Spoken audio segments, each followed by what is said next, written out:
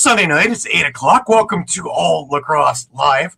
I'm Gary Groob in Toronto, and with me, as always, I've got my friends Shawn and Moose Jaw. How you doing? I'm doing good. Thanks, Gary. Excellent. Mike, over in Connecticut, how you doing? I'm doing good.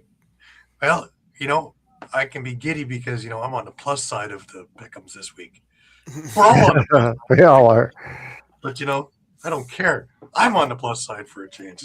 It's a brand new experience, I haven't had this in a little bit, so I'm kind of giddy about that. Eduardo is still traveling across the state of Florida. He is in Miami right now, probably South Beach, probably having himself some fun and boarding the boats. Eduardo, enjoy. There's a couple of places there I know, really, really cool places, and get yourself some. I think it's Forrest Gump was over there. It's a really cool place. The bartender, she was always putting on a show as she's making all the drinks and things like that, and even sometimes she uses glasses. It was great. Crazy. But just a reminder before we get rolling, of course, that all of our shows are streamed live across Facebook, Twitter, YouTube, also Twitch, and you can find us on Spotify, including our entire library, and you can find us the following day. Remember to hit the subscribe, follow, and like buttons. Always share, tell your friends, tell your coworkers, tell the people down the street if you want, but please tell people. Please enjoy all of our affiliates across the Streampunk Entertainment Network. If you've missed a show, no worries. You can grab all the shows on YouTube at Streampunk Cinema, Streampunk Combat, Streampunk Sports at War, of course, all across all the time, in which you will find retro games, interviews, library of shows. You will find press conferences, fights, and a whole lot more. So give it a look. Remember, you can stay up to date with all sports by visiting streampunkentertainment.com with great articles from our huge staff of contributors.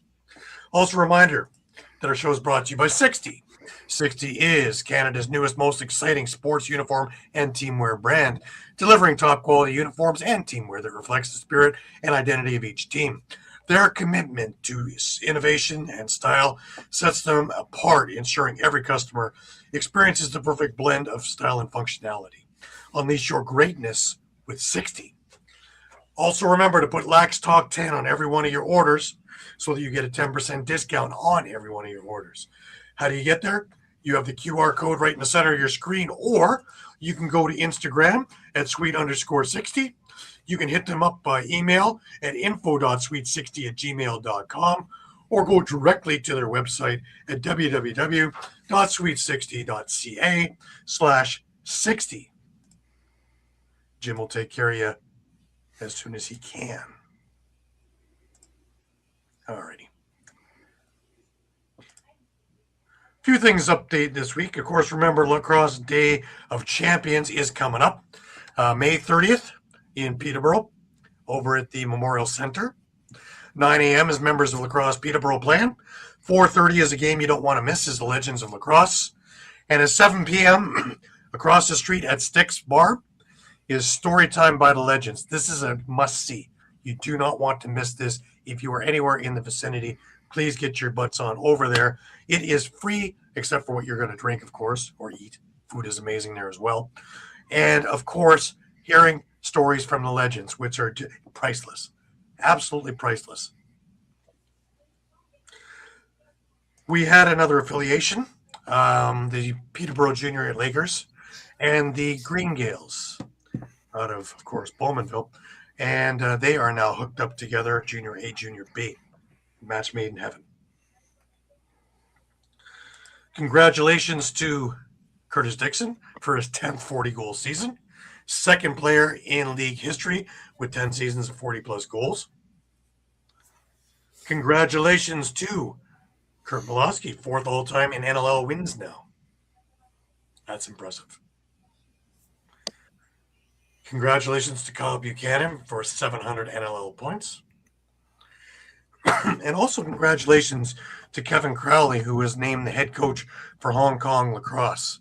That's big in the Sixes team. So for the Olympics, you will see Mr. Crowley behind the bench. A big piece of news, and I'm not sure how I sit on this one, tell you the truth, guys.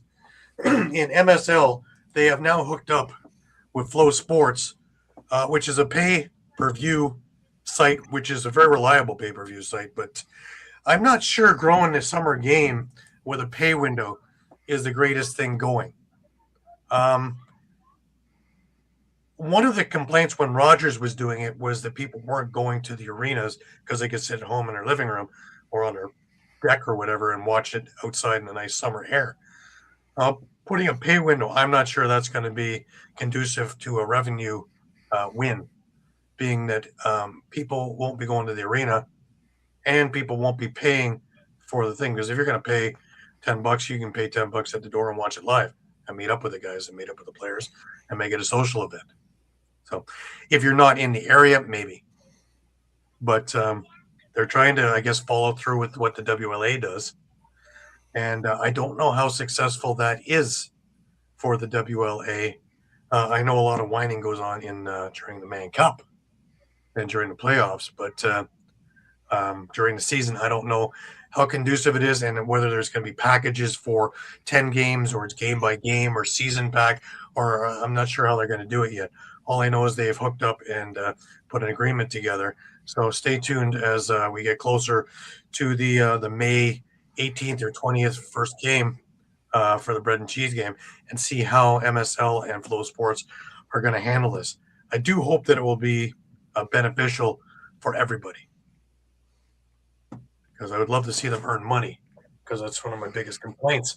But I also complain that there's no one in damn arenas a lot of the time. And that's a little daunting when you walk in and see NLL players playing at high caliber levels and there's 12 people in the Memorial Arena in Brampton and they're all alumni. So they didn't pay. Not conducive to making a lot of money. So, and I think the WLA has the same problem. Is that, in Victoria, you get big crowds. In New West, you get decent crowds. Everywhere else, pretty sparse. Whereas in Peterborough, you get good crowds. Not great crowds anymore since they're not winning. You couldn't get a ticket. It was 4,000 every game when they were in the Mann Cup runs. Lately, there's been 25 to 3,000. Still a good crowd comparative to anything I know of in summer ball, but not by Peterborough standards by far. And, of course, Six Nations, which on a regular Tuesday night, sporadic, come playoffs, full. So I'm not quite sure how that all racks up. Then you look at places like Oakville, which gets, 50, 100, 200 people. Place like Brampton, like I say, a handful. Brooklyn, who, by the way, has made a few more signings. Chris Boucher has agreed to terms. I believe Mark Matthews is going back to Brooklyn as well, if I heard that correctly. So Gavin Prout is making a concerted effort to really bolster up the lineup, to really give Peterborough and Six Nations a run to be in the upper echelon of that league. So it should be interesting this summer. Should be some wild games. I'm curious to see what Oakville is going to be doing, because I know they haven't started nor finished yet. But it'll be interesting. Now remember, Nick Rose is on Peterborough still. Landon Kells, Oakville. I'm wondering if maybe we have another move, since Nick is back with Toronto, since he runs the place. I always thought that kind of funny, You turn on the lights, you get everything ready for everybody, then you drive to another arena. Just kind of odd. Brian Cole is with us. Brian, I read your little synopsis of the feelings of the last game for the Wings for now. Hopefully, less like the Nighthawks, an 11th hour thing happens and something good comes about. But yeah, very heartfelt. Loved it. I imagine there was a lot of mixed feelings in last night's game. It's nice that they left with a win. You can always keep hold of that. But also with a number of former players on Vegas that were there that could come to post game, and you all could sit back and have a few words and things like that. That's pretty cool. Yeah. All right. Well, guys, the Rebeski tournament is only a week away. 10 days, actually, till the face-off. So next Sunday at this time, I will be on a plane, which reminds me to tell everybody that next Sunday our show will be at 11 a.m. and it will be breakfast with the boys because I have to go and spend 4 or 5 hours at customs. And they can go and tell me to go stand over here and stand over here and to please put my seatbelt on and to put down my drink in my Rubeski cup. But yeah, that's all taking place. All the teams are starting to head over this week, and it's going to be a great tournament. It's going to be just a fantastic tournament. Looking at some of the rosters, absolutely amazing. You can take a look at the Ellis Rubeski Memorial Tournament. You can Google it, and the website is up, running. All the lineups are there. You will be able to watch all the games live on YouTube and through the site or straight to YouTube at Ellis Rubeski. And, if you are not sleeping, remember it's a 6-hour time difference. So, an 8 a.m. game is, 2 in the morning here. So, but needless to say, it's going to be a lot of fun. Well, I appreciate that, man. Deke and I are good friends, so I'll be seeing him soon because he'll be doing goaltending for Peterborough. He's moving up to MSL, and I believe he's the next big thing over in Peterborough with Nick Rose. So we'll see if he's going to be the starter and see what happens there. It's going to be interesting. Alrighty. Well, guys, we had a pretty strange week once again in NLL. Let me, I was going to wait till Pat came on, but I'm just giddy. Look at that. All of us at 4-3. I'm not ready to throw the championship on over. I'll give you the crown, Shawn. From me, I will have to mail it to you. With our postal system, you should get it sometime in 2038. Yeah, sounds about right. But yeah, Shawn is 5 wins ahead of the closest runner, which is Pat at 70-47. Just amazing, though, is that Shawn is 33 games above 500. That's impressive. That's crazy.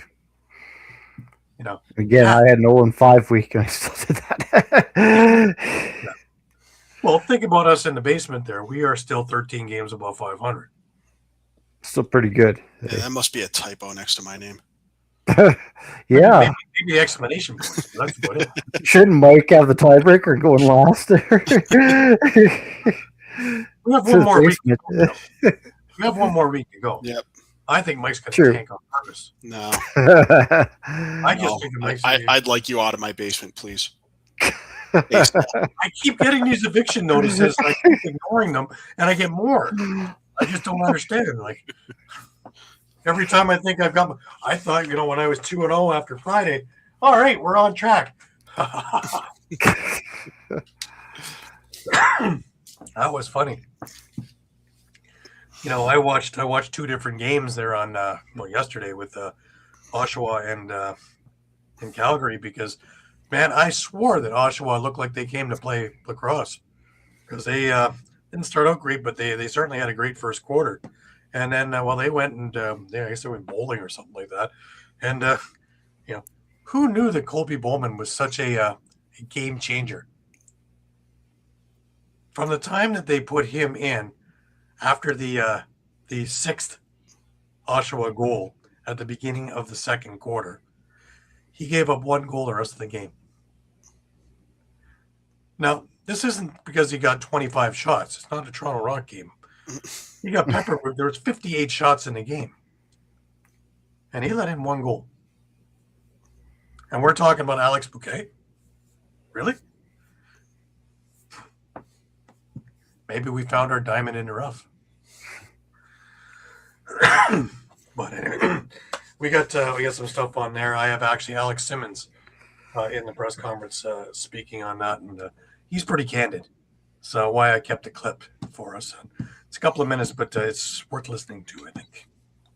But let's start ourselves off with Friday. It's a good place to start, I think.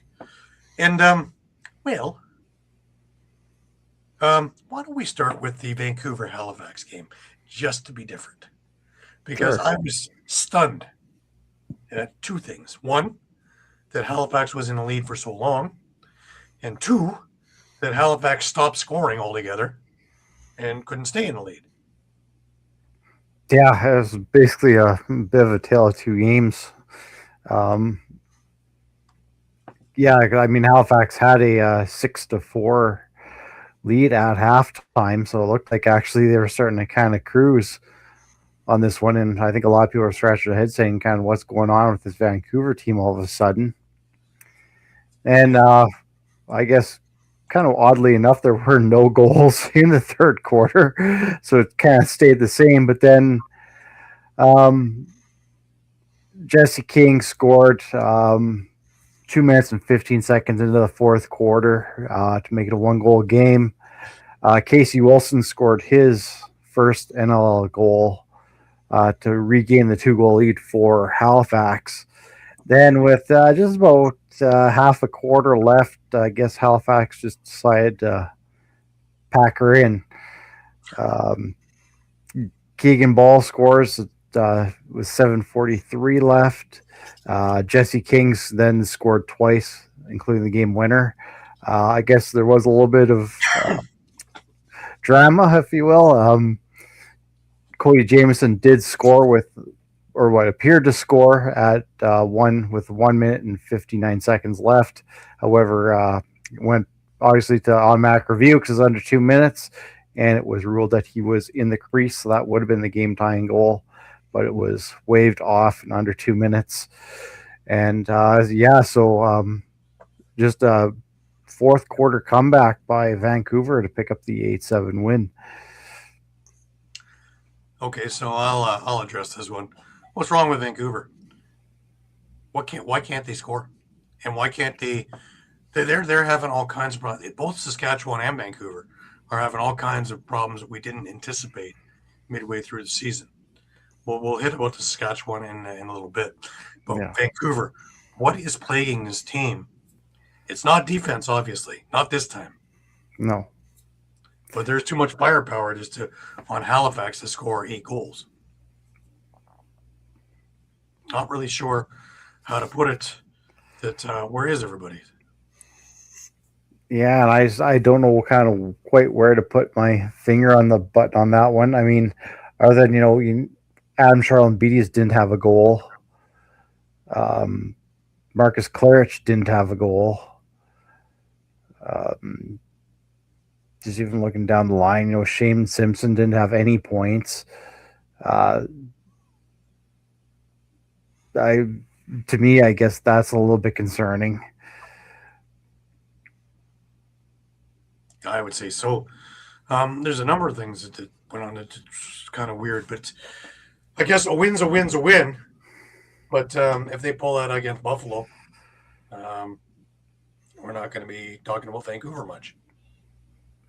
No. If they pull that against Colorado, we're not going to be talking about Vancouver very much. Toronto, maybe. They don't score a whole lot of goals either now. But, Mike, what is that number of goals down from this year to last year? It's something just ridiculously crazy. Oh, yes. We jumped. So at the end of last week, we were 185 goals behind last year's pace. That number after this week has now dropped to 234. That's insane. Goals. Crazy, yeah. That's just insane. So yeah, we've had 2,502 goals scored this season.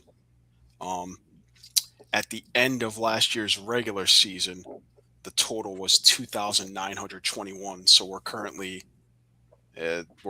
419 goals behind with 9 games to play. Right. Behind last year's pace. And that's incredible. That's with the bandit rule in place this year.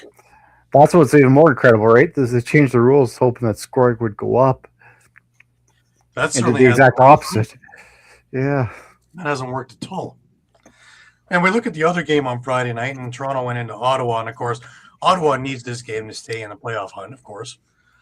So they're going to come out guns a-blazing. No. In the first quarter, Chris Boucher scored, 1:45 in. And that would be it for the first quarter. High scoring, eh?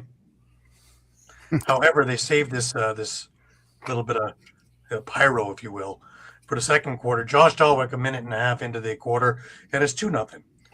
Jeff Teat, who was sent in beautifully in transition, just an absolutely a gorgeous pass from, of all people, Brent Noseworthy.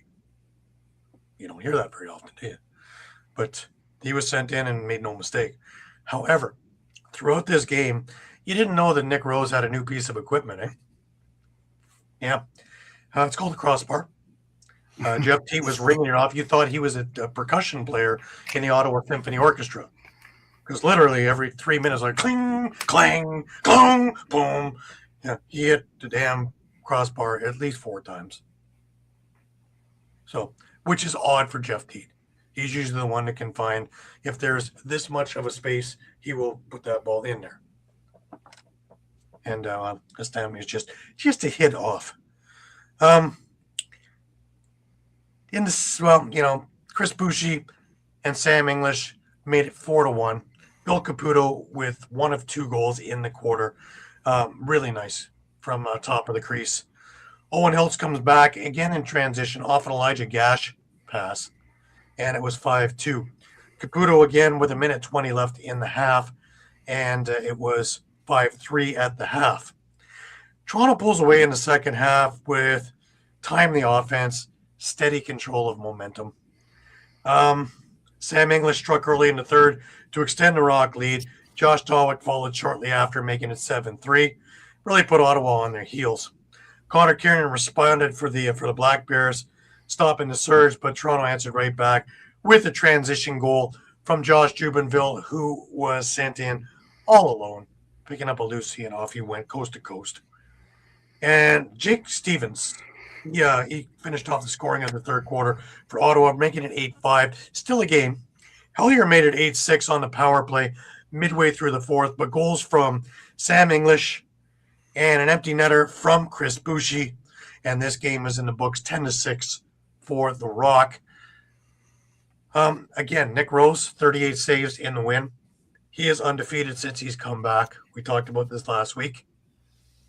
Zach Aiken's not a bad night out. Made 33 saves on the game. Was he at his best? No. But he was strong. He was not the reason why Ottawa didn't win. 6 goals is why Ottawa didn't win. Jeff Teat having a rough night. And that's odd. He had 4 points on the night, 3 assists and a goal. That's something you don't say very often. 1 goal in the fourth quarter. Yeah. Yeah, just 1 goal in the fourth quarter. And remind me who's the best fourth quarter team? Used to be. What? Used to be. Maybe. Looks like Vancouver's making a run for that now. Well, yeah. Oddly enough, who's the worst fourth quarter team, but played like the best fourth quarter team? Vancouver. They came out with the win. Now it's funny because loose balls. The leader in the game was Brent Noseworthy with 10 in this game. Brad Crete for Toronto with 9, doing what he normally does. Very, very clean game. Not a whole lot of anything in there, but Toronto, goose egg, 0 for 4 on the power play, still won the game. Mind you, Ottawa didn't do much better. 1 for 4 on the power play there. To me, that says it could have been a lot worse than the final score looks. Yeah. Face-off wise, 11-9 in favor of Ottawa. Let's keeping it there and holding his own, but nothing spectacular. However, that will get me to my point in the Oshawa game soon. But hey, so Toronto wins 10-6 and keeps their slim hopes of a home playoff game alive. Ottawa is now still on the bubble, not completely out of it, but they did not do themselves any favors with this particular showing, and they just didn't look as interested as they should have. No, I believe at this point they have to win. I cannot see any scenario in which they finish 8-10 and make the playoffs. So this is pretty much win or go home next week against Halifax in Halifax.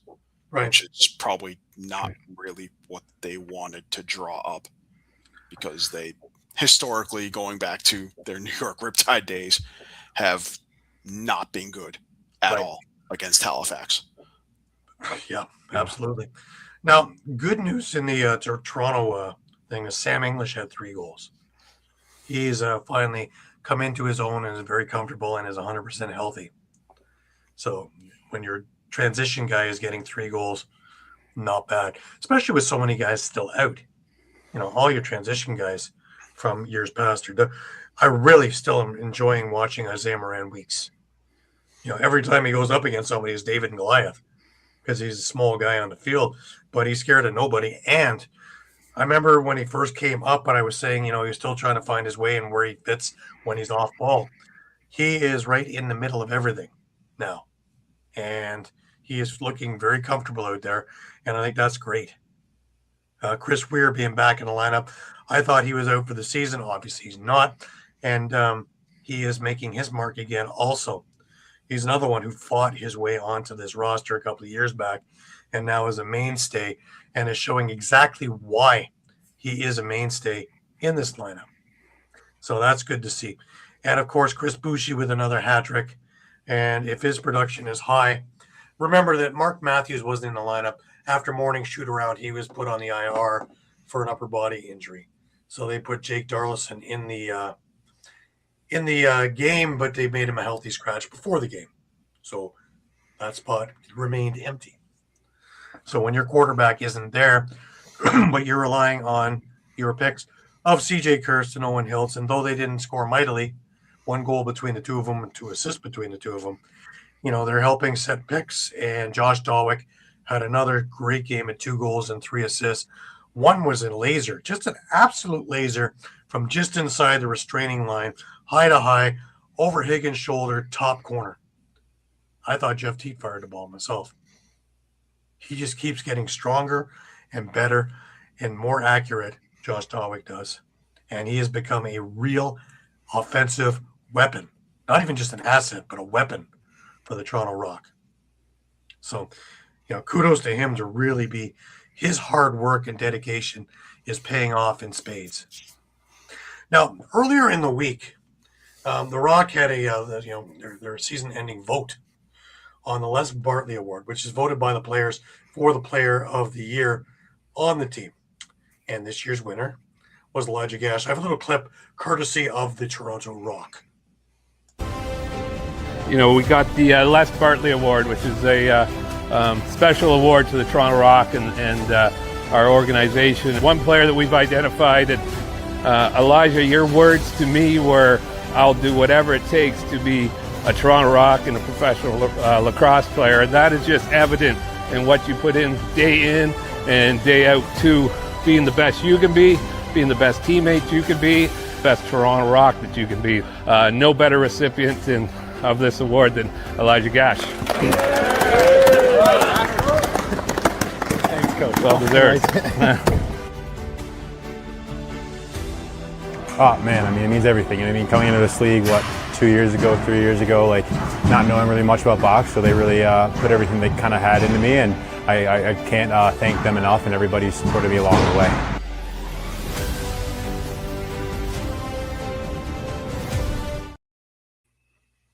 Congratulations, Elijah Gash. Couldn't happen to a nicer guy. Remember, he's been on this show before, and just such a well-spoken, well-behaved young man. And unless you get him mad. Anyways, congratulations, and thank you to the Toronto Rock for that clip. Really appreciate that as well. I want to stay on this theme of players just for a minute or two. I had Blaze Reardon on the show on Thursday, and it was a fantastic interview, talking about his whole life in lacrosse and 2 different positions, being a bona fide star, both as one of the best goaltenders in the world field has ever seen, and innovative, as well as being just an absolute maniac as an attack forward in the NLL and box lacrosse, and his whole journey finding box and coming up in field and everything in between. And one of the questions I had for him at the end of the show was, how do you want the lacrosse world to remember you? And I love the answer, and I want to share that with everybody here. Lacrosse world to remember you. Pretty simply that I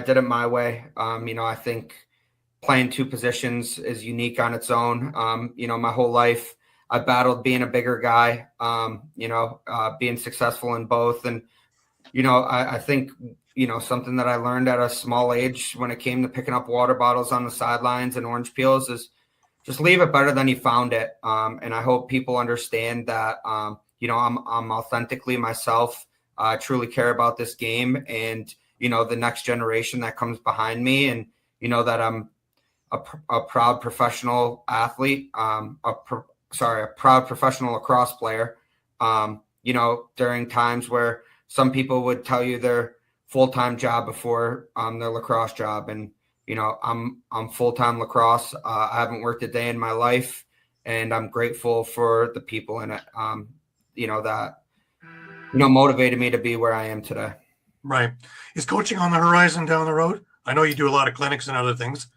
Yeah, I do a lot of coaching too. I coached high school. I ran a box lacrosse program called BR10 Lacrosse. I do lessons. I'll never shut a door. Lacrosse is filled with opportunities. Every opportunity that I've said yes to is, taught me something, has given me a cool experience, and I won't say no to any opportunity in the future. I think that sums it up pretty well. Leave it better than you found it. And he's doing it and doing it his way. We talked off air also a little bit. And I had brought up that, it seems as though he lost his role a little bit in Philadelphia, and they really didn't have much of an idea what to do with him. And in Rochester, they've found that role again, and he has excelled in it. And, he tended to agree, bringing the idea of, Brennan O'Neill learning the game, and we're trying to get the ball in his hands as much as we could to get him, accustomed and acclimated into the NLL game. So, so somebody has to lose out in that one, and it looked like it was his role a little bit. So to see him rejuvenated, and even though Rochester didn't win on the weekend, he still had a pretty good game. And having him play again at home is really, to watch a rejuvenated Blaze Reardon is really a fun thing. Now, talking about rejuvenated, I want to bring on the man, the myth, the legend, the Goblin. Hi, how are you? That's awesome. Whipped cream, it can't go wrong. A Pat Bernard on sugar. This should be fun, everybody. Hey, have the next page, right? Fasten your safety belts. Here we go. No, it's listen. You may be asking yourself the question: where's this team 20 weeks ago? Where was this team 20 weeks ago? OMG. Why couldn't they play like this from scratch, from day one? It does ask yourself the question of what if this team was set in stone from at the gates?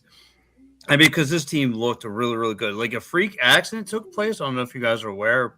Brandon O'Neill twisted his ankle during practice or just stepping on a ball, and then he eventually he came into the game and played. But that kid, Luke Nielsen, is just a monster. I mean, 4 goals, 3 goals, 4 assists. I mean, this cat can play. He can play a little bit. Somebody who looked a lot like me. Mentioned Yeah. when you told me we talked about the Russell trade. I loved Lucas Nielsen as a player, and I think it was Uncle Frick who was saying it's only been a game. No, I'd seen him play before, and I like what I like. I think he would fit in that game, and sure enough, he fits into the Rubel way of things here. And TK, he does. He's a gamer, man. He is a gamer. I've seen him score in open spaces. I saw him just being a grinder, just he battles, he fights for every possession. He knows what he's doing out there. Sam McClare stepped up a little bit during the game. He got himself a pair of goals. Kyle Jackson got himself a pair of goals. You got to see a scrap between Furnell and Reese Blake a little bit, and you got to see that that fight go down. So it was everything. This was a Wings team that was put together. This is what the front office of the Philadelphia Wings was hoping for. The Paul Days, the Ian Rubles. This is what they were trying to dial up this team in magnitude. They just didn't have the right pieces, not until last night, and where this team came to play. And by the way, hands and claps for Mitch Jones, the golf clap he got, the standing ovation. And then when bell time hit, and as soon as he had possession, the Boo Birds came out immediately. Typical Philly stuff. However, did they have anything for Kevin Crowley, who spent the majority of his lacrosse career as a Philadelphia Wing? Yes. And I really was stunned when I heard there was nothing for him. And I was, I realized they've done it in the past, but if this is the last time over at whatever you call it now, X-Mobile Arena, whatever, the thing in South Philly. Yes. If this is the last time there, shouldn't they have done a little something for him too? I don't even think they like the crowd was aware that there's going to be alumni in the house, because there was a lot of alumni that came through, and it was, and like I said, it was great to see. They were up in the press, hanging out. But like I said, it's just weird. Like, they should have, the Wings should have put out, hey, listen, there's going to be. And you kind of had expected, though, this was going to be a lot of song and dance from this Wings team being in South Philly, that they were going to muster up, some alumni and all that stuff to come out and support the team. Yep. I hope it's not the last, song and dance. I'm really, crossing my fingers that I can see another season, because this has been a blast covering that team. I've been covering now for 4 years with you guys. It's been true blast with them. Got to meet some incredible people. Adam Levi, the kid Kyle, I forget who he covers for, but a lot of good people, man, come through the press box that I got to become. I got to see them every Saturday every Saturday night. So it's something you look towards. And do you have a favorite destination there, Pat? Trenton, Lehigh Valley? Oh, either way. I prefer, Lehigh. Actually, they're pretty much the same distance. Either way, Lehigh's just maybe an hour away up the turnpike. So, you'd be doing what I was doing, to go to Hamilton to watch Toronto games. Oh, wow. About an hour and 10 minutes away. So they're going to go to the PPL Center, up where the Phantoms play. But yeah, it's like I said, it's a lot of fun stuff. It's the Wings are a lot of fun, and they got a bright future ahead of them. They could roll you out. The team I'm picking for a reason, because then they can keep it as the Philadelphia Wings. I find it a little hard when they're in New Jersey to call them the Philadelphia Wings. No, they would be the Trenton Wings, and that'd be a Trenton Wings or the Trenton Terrors or something. Yeah, and I think a lot of Philadelphia fans would be grinding their gears if they heard Philadelphia fans get, a Philadelphia team get called in North Jersey. That's like that'd be like the New York Eagles. It'd be just doesn't sound right. But yeah, Oakland A's, wasn't it? Yeah, it was the Oakland A's at one time. Yeah, it doesn't sound right. It's all all loosey goosey. But like I said, though, this was a good outing from your Philadelphia Union, from your Philadelphia Wings. They put together a credible win. Listen, they play spoilers. That's what they were there for. Looks like Vegas now sitting on the outside, and they've done their job. So we could say we did something right. And like I said, a lot of these guys are playing for their jobs. Kyle Jackson got a pair of goals. Sam Harris, now to me, it's what can this Wings team look like next year? What's it going to look like next year? Because if you muster up what you just displayed yesterday, you add in a Michael Sowers, you sprinkle that in, and Brandon O'Neill, you got a nice young core of guys who can play. Absolutely. And Dalton Young. Don't let me forget about that stud. Dalton Young, 1 goal, 5 assists. That kid can play too. Yeah, they have a lot of talent in there. And interestingly enough, with all the moves that they made, they have a lot of draft picks coming up in the next 2 drafts, which are both full drafts. So done correctly, Philadelphia or whatever they're going to be. I'm hoping that we're still going on Philadelphia Wings.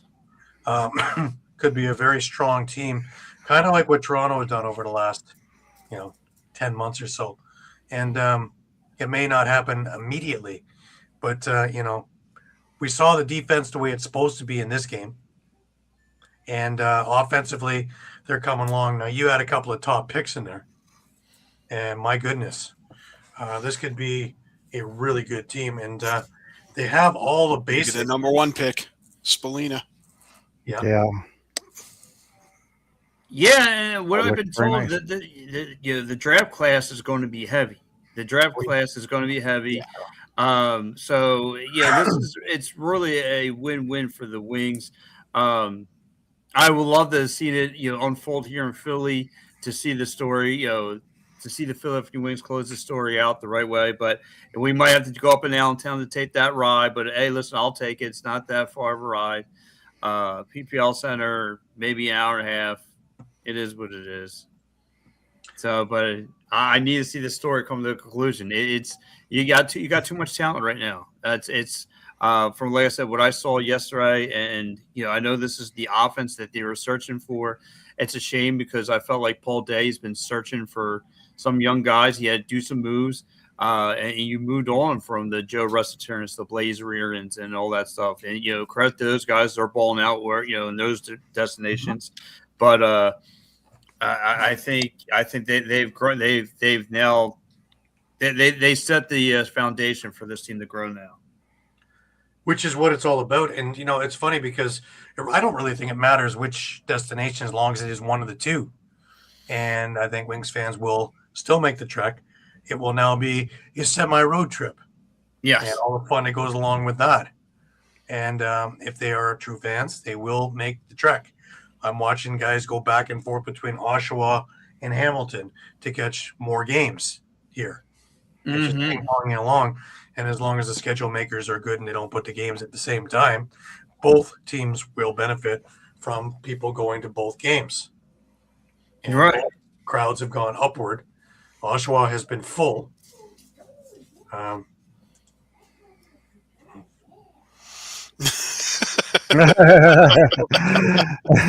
don't think so on this one. But, I don't think they're ready to kill Ottawa just yet.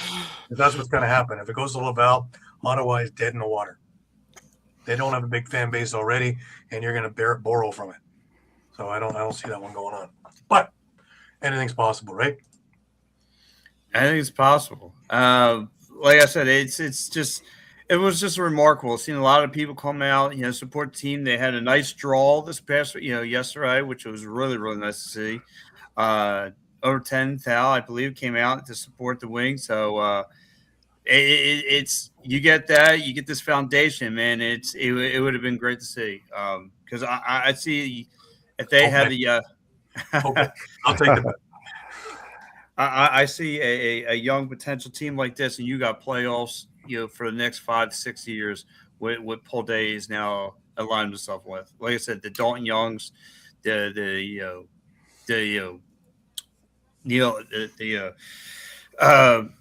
all these young cats that they got coming up, all these young cats, and you say Sam Leclerc's, the Dalton Youngs, all those Kyle Jacksons, Lucas Nielsen's, you get that, you're going to be fine. Then you can sprinkle in the Michael Sowers and whatever's coming out of this draft picks.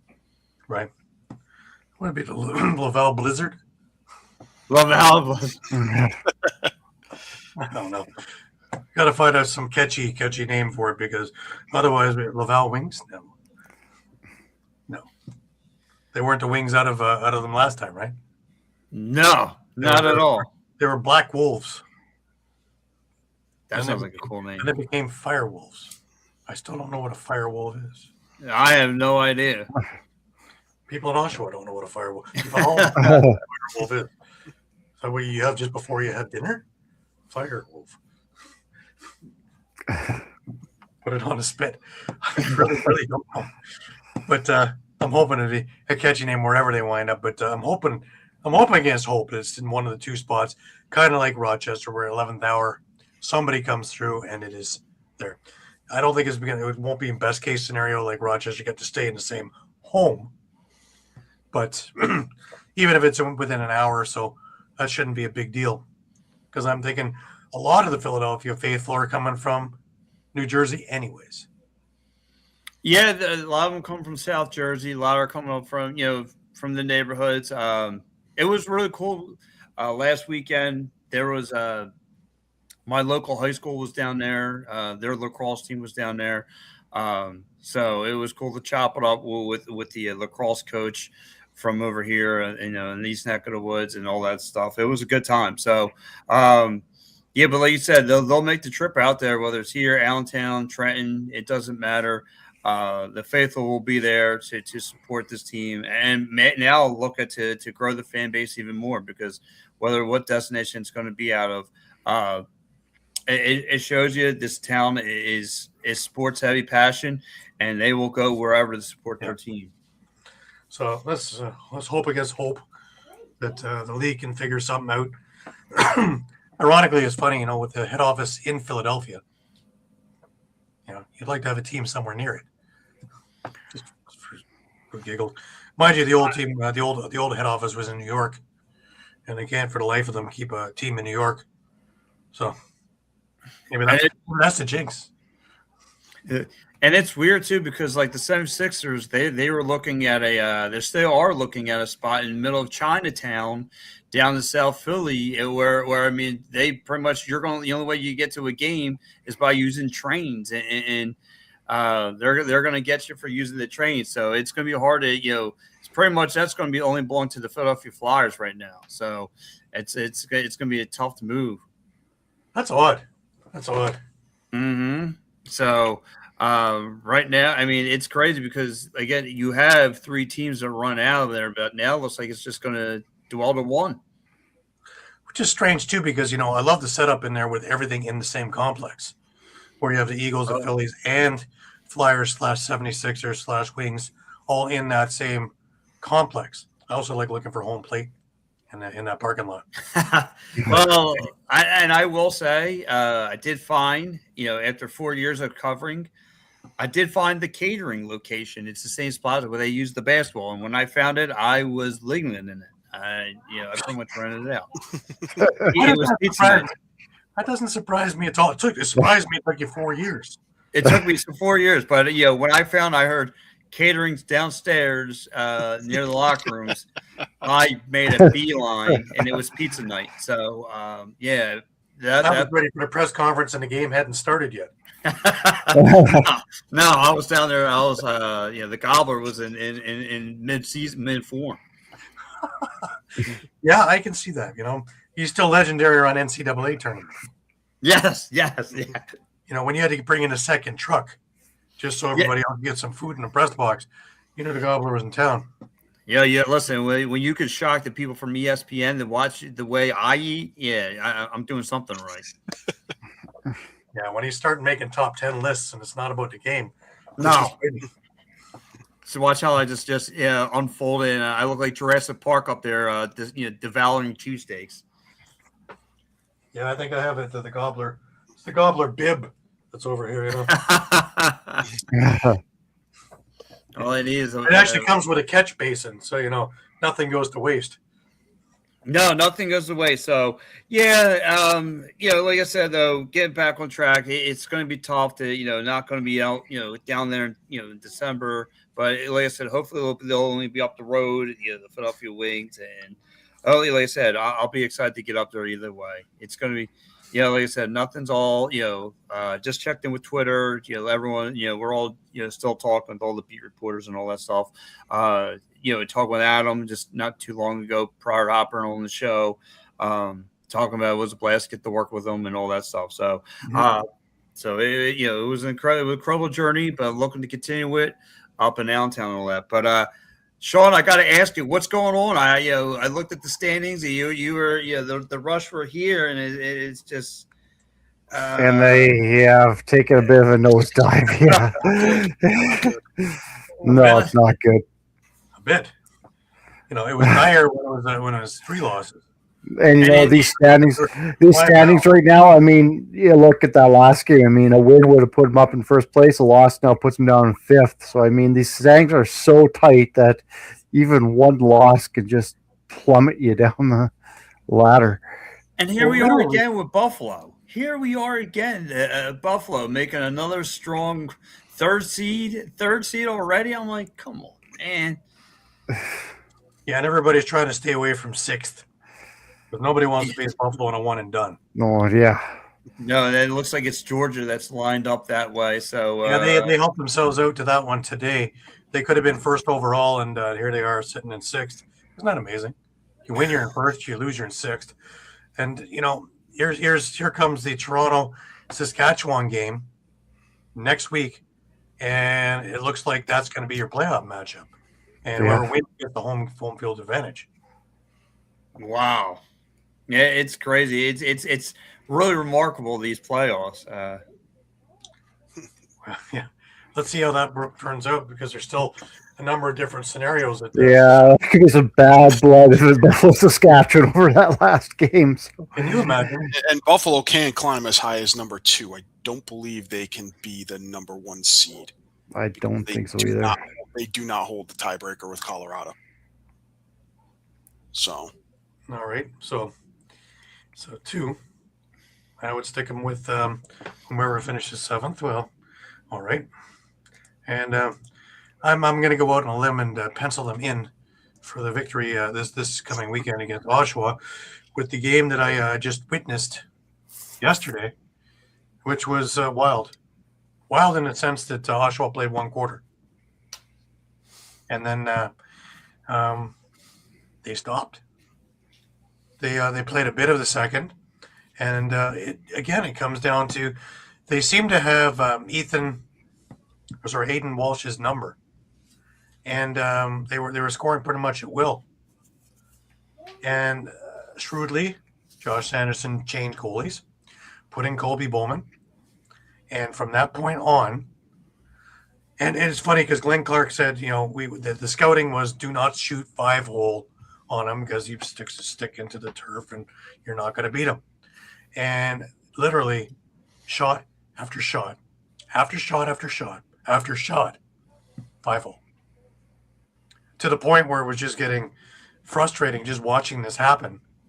And the Calgary defense got stronger as the game went along and started boxing out the Oshawa team to the point that all they had was outside shooting. It was like watching an old Rock game. Everything was from the outside. Yeah, you would think, eh? Especially since I watched Andrew Kidd warm up an extra little bit yesterday, even after most were off the floor, and he kept warming up. And I thought for sure there was going to be something in the mix there, and especially when the onslaught was happening, and it's like Andrew Kidd was doing the laps when they were pulling the goalies. When there was about 4 minutes left, and that didn't do much because an empty netter went in too. 14-7 was your final there. Now, interestingly enough, in this game, I have a clip of Alex Simmons talking about this game, and he had a pretty good game. He had a lot of life, and frustration boiled over. He had himself a little brouhaha in there as well. But here's Alex Simmons. Overall thoughts and your takes on the game tonight? Overall takes. We gave up, plain and simple. There's minimal fight in our group half the time. We got to look in the mirror and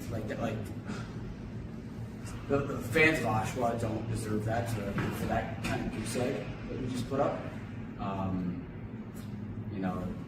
We have to fight better. We have to take a big look in the mirror and see who we are as a group identity-wise. That was a horrendous showing. Take us through the altercation and the rough penalties that you took tonight. What kind of led up to that, and then just the overall scrum itself?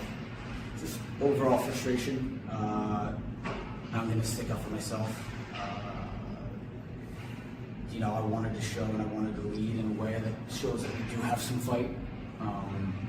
Obviously, it probably wasn't the best idea to do, but I didn't hold back, and I thought our group needed that. And he got me high, so I just wanted to get him high. Is there any positive takeaways that you yourself personally can take away from this game that you can use in the final game of the year? I thought we moved the ball well in the first quarter. In the second quarter, we moved the ball well. The third and fourth, we were stagnant. We played soft. We didn't get to the middle. We relied on outside shooting. And that's not going to win games. Can you talk about this season, what it's meant for you to play here in Oshawa? Yeah, I mean, it's great. The city has welcomed us with open arms, and they're great people, and they love the sport. They know the sport, so it wasn't like we were teaching them anything. They know it, and they love it, and it's been great. I mean, despite how horrible this season's gone for us, I keep saying horrible, it's not that bad, it's the NLL, you're lucky to play here, but despite the record, they've stuck with us, and it's been incredibly uplifting, and we're happy to be here, and it's going to get better. What was the different look that Bowman gave when they brought him in? You guys were up 6-4, and he really just shut the door. Yeah. What was the different look from Walsh to Bowman for you guys? That's a good question. He doesn't move as much. Kind of takes up a lot of net without a lot of movement, and it kind of forces you to pick spots instead of kind of getting from side to side. If we shoot 5-4 one more time, I think I'm going to throw a fit, just because we just continue to throw it at his 5-hole, and we know that he flexes his stick into the turf. We didn't shoot high, and again, like it's easy to get same shots on the same side. We weren't moving it side to side, and he played well. Like there's no discrediting him. He played well, and he did what he had to do out there. So hats off to him. Did you find that the defense played you a lot different in the second half? It looked like they were really boxing you guys out from getting anywhere near the inside. Yeah. I mean, at the end of the day, really, I don't think they did anything different. They just came out with more of a sense of urgency. They wanted to win more than we did. It's just that plain simple. They're good defenders, so it's hard to beat anybody in this league. And we didn't really give them anything to defend, honestly, if we're going to be frank. So we were bad. What do you think needs to change offensively next season to kind of break through on the inside and become more of a contender? That's not for me to. I know what you're asking. It's not for me to decide. We have this group right now, and this is what we're going to go with in Buffalo. We're going to try and get better this week. Is there anything you're doing personally in the last couple games to kind of get prepared for next season? No, we're not looking at next season.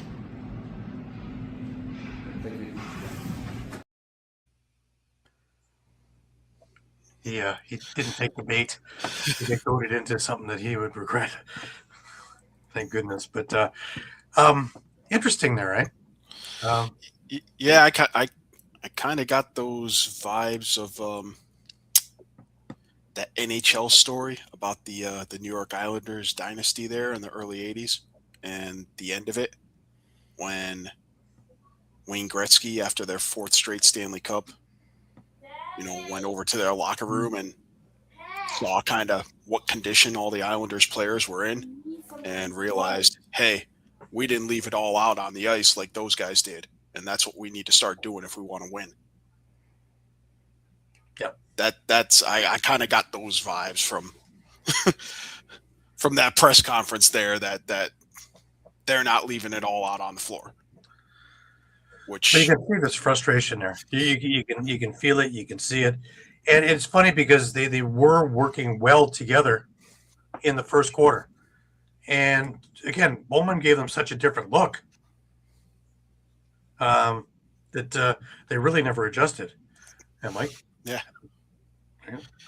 It most certainly is.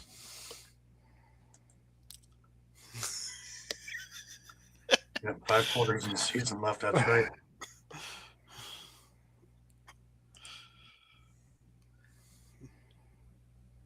Yes. Yes, it was. But of course, he wasn't going to take the bait. So, we knew that one. But I wanted to keep them on topic. I wanted to talk about the game. I didn't want to talk about any other things going on there because I don't think it's pertinent to what we needed. Just stuff in the game. I also thought that what I kept seeing was the same plays being run again and again, which started getting frustrating because they just kept going to the same thing. Nobody was doing anything ingenuitive, and when they tried, it looked like and they'd be running into each other, and they practiced more than 2 plays that winds up with an outside shot that misses the mark. Yeah, I mean, I guess it does seem a little baffling that they just could not seem to make any adjustments once Bowman came into the game.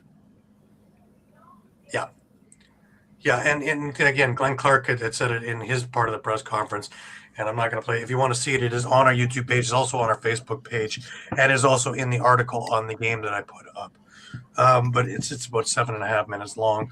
But one of the things they were saying as soon as Bowman went in the net was do not shoot 5-hole because he is good there. And he flexes the stick into the ground. And he goes, well, I guess the guys just heard 5-hole. And that's all that went happening. Shot after shot after shot. And a lot of it was from the outside because, again, Calgary tightened up their box and made it very difficult for them to go inside. And the few times they did, unlucky enough, they were missing nets and things like that. One was a beautiful setup across the feed, and he missed the net altogether. So, when it rains, it pours.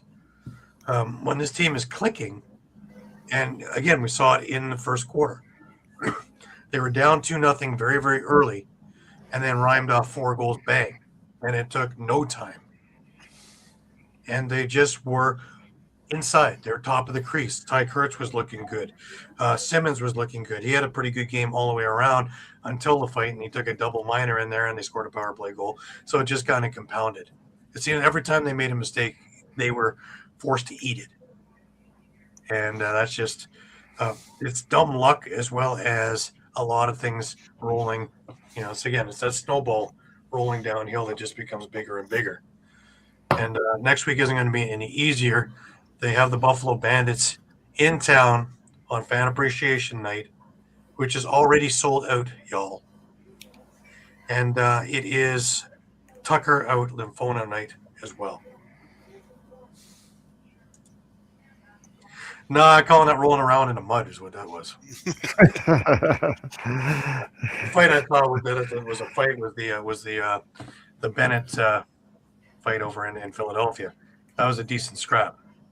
The one there was a couple of guys rolling around, and that's about it. I kept hoping because that meant there was life, but that didn't happen either. It was wrestling night. Bobblehead night and wrestling night over there. I saw the bobblehead. I got that. It's in the collection now. But the wrestlers, they came out on the floor after the game, which made no sense to me at all. I would have had vignettes all over the place. I kept hearing WWE music, but I didn't see any wrestlers. And when I left after the press conferences, they were still on the floor signing stuff. So I don't know what they did when they were there. I would have had them come out in halftime. I would have had them come out and do little skits or whatever. I've seen it done in Buffalo. I've seen it done in Toronto. I've seen it done all over the place. And it works very well. And it just didn't happen there. The other thing that bothers me a little bit, and it's kind of off topic in there, is, we talked about summer ball earlier. And, of course, Oshawa right beside Brooklyn Whitby. And you've got the Brooklyn Lacrosse Club. You've got the Brooklyn Merchants. You've got the Whitby Warriors all there. Can you not put something up on the board letting people know that there is summer ball just around the corner and there's more lacrosse when the NLL season is over, and come to the damn games? Is this so hard to work with one another? I for the life of me, I can't understand. I wish I could say no, but look what the PLL's doing. Yeah. Or not I was doing. going to say, we see it all the time, don't we? We had a Gales night there on the January the 10th. We had alumni. Really, did I hear much about the Gales season? No. There should have been stuff all over the place. there should be a Brooklyn booth in there. It's not a big place. One circle around, and you still have 11 minutes left in your intermission. There should be something up there and something on the scoreboard about MSL, OSL, and all that stuff. Yeah, that's another thing too, right? No, we're told about it either, so we have minimal amounts of people. Only a few people showed up in that section. So to me, are we again? We can't get out of our own damn way. Perfect opportunity with a crowd, all local, all Durham region and Peterborough area coming in for the games. And all knowledgeable. Absolutely. And knows that you're there. And, they're expecting these people to know, well, not everybody there knows. And you're not going to work word of mouth if you want to try and make some money at this. That's insane. I still don't understand why Jamie doesn't do it in the Toronto Rock games either, talking about Oakville Rock. Doesn't make any sense to me. You want to grow it. That's your chance. Cross promotion. Yeah. Absolutely. Yeah. And it doesn't cost anything.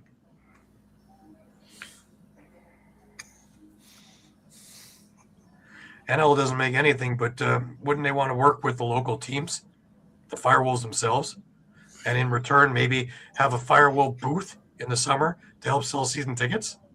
How's that work? Put it near the beer garden as you're having your third pint. Hey, get yourself some Firewolves. Hey, all right, go. I was gonna say though, I see where Ryan's going with that, and then that's why the system's broken. That's why Lacrosse keeps getting, because it's a business. Yeah, it's just we can't give our way because of that. Yeah. But does the NLL have that much control over your scoreboard? Just to put an ad up, or over the tables that are sitting in your lobby to a BLC. Now that's a good point. I mean, this isn't the NFL where it's you're going to watch when we tell you what to watch. You're going to watch what we tell you you're going to watch. I'm not saying to go put it on the NLL network because that doesn't make any sense. But Yeah, but one endorsement's going to hurt it. There should be at least one endorsement. Mm-hmm. Yeah. But I'm pretty sure that they can work out a deal between one another, between the BLC and the Firewolves, that each can advertise in each other's place, at minimal cost. It's going to cost. But surely something can happen that you can cross promote that both teams win, that we get people in seats on both sides. Mm-hmm. Again, it's not thinking about just one thing in particular. It's thinking about the marketing in general. And I think that, once again, I give it a good, solid, big capital F in a nice red pen. Wow. I'm used to that. We're not talking school back. Hey, you're on par with Panther City. Oh, yeah. Well, take a look at that. Did it work? Telling nobody? Having a couple of people in the parking lot going, hey, there's Lacrosse here. Yeah, I'm into the rodeo. That worked out well. Yeah. That's the thing, though. I mean, there could be 3,000 different ways you could promote and help each other out. And like you just said, Gary, it's hey, listen, we got Lacrosse here. Unless you're out there advertising, and endorsements, you got to advertise players. You have to have, that's me and somebody were talking about that the other day. Like the NL should really have a showcase, maybe after a season, do an all-star game where somebody, players get, people get familiarized with the players and all that other stuff. I mean, there should be, I was even talking last night with before the game, and we're talking a number of years ago. I had mentioned to Jamie Dolwick. We were talking about a few things, and at that, they used to have, or they still do actually, the 2-minute vignette. It used to be a big thing in Scotiabank Arena. On the scoreboard, you would have the last game, and they would show little clips of fans, and goals, and fights, and all the excitement. And just all you had to do was take a kid out of university. You didn't have to pay him. You already have it filmed. It's already there. Just take a university kid to clip it into 25 seconds of the most exciting parts of that vignette, and go with an 8-week block of a commercial. 8 weeks. If it yields you money, go with another 8 weeks. If it doesn't, then cut it. Forget it. But in those 25 seconds, you show all the excitement, everything that would hook somebody, which is just about everything. And in the last 5 seconds, next game against so-and-so, tickets, call this name, Toronto Rock. That's it.